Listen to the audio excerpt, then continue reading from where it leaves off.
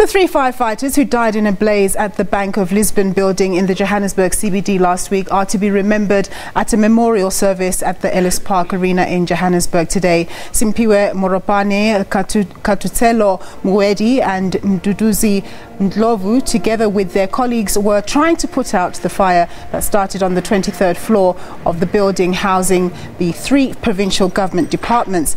Close to 20 firefighters formed a guard of honor in the front of the Bank of Lisbon building, where 3 of their colleagues died in last week's fire in the Johannesburg CBD. There'll be a wreath-laying ceremony at the building before a memorial service that will take place at the Ellis Park Arena. The families of the deceased firefighters, Katu Mwedi, Mduduzi Ndlovu and Simpiwe Moropane, are also present. Some firefighters are using the event to highlight their working conditions.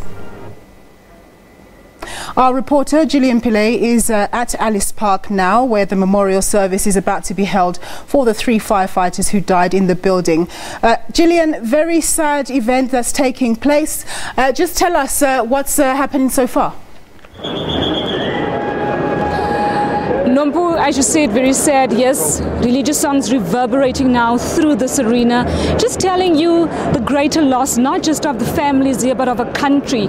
As you said earlier, the wreath-laying ceremony did take place at the building, and EMS workers have also made a guard of honor here at the arena building for those members of the family members, as well as the other dignitaries that have returned from that.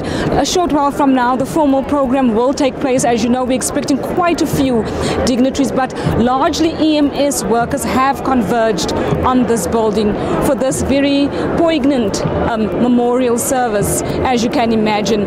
Quite an extensive program that we're expecting.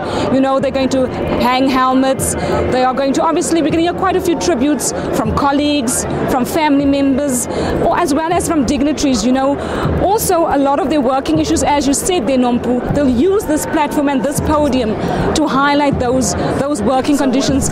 But I'm now joined by Nana Khadebe. She's been talking to us, you know, throughout last week as well as this week. Nana Khadebe from the EMS. Nana, what can we expect in terms of, you know, the emotive part of this particular leg of the ceremony? We've just come back from the Bank of Lisbon, and now we're going to be starting with proceedings for the memorial.